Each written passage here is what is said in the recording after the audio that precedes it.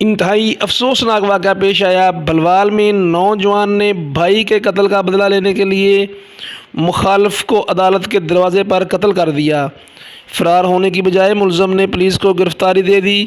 بھلوال میں additional session جج ملک تنویر احمد کی عدالت کے سامنے نوجوان قمر انور تاریخ پیشی پر آیا ہوا تھا کہ بھلوال کے ہی رہائشی محمد عامر نے اس پر پسٹل سے فائرنگ کر دی، جس سے وہ موقع پر جاں بحق ہو گیا۔ ملزم محمد عامر فرار ہونے کی بجائے جائے وقوع پر بیٹھ گیا اور پولیس آنے پر گرفتاری دے دی۔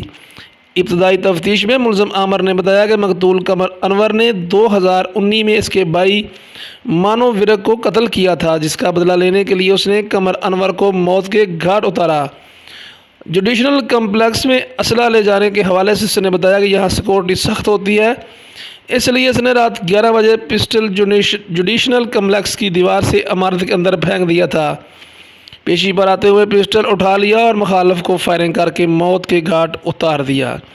پولیس تھانہ سٹی نے ملزم کو حراست میں لے کر حوالات میں بند کر دیا، جبکہ مقتول کی لاش پوسٹ مارٹم کے لیے ہسپتال منتقل کر دی۔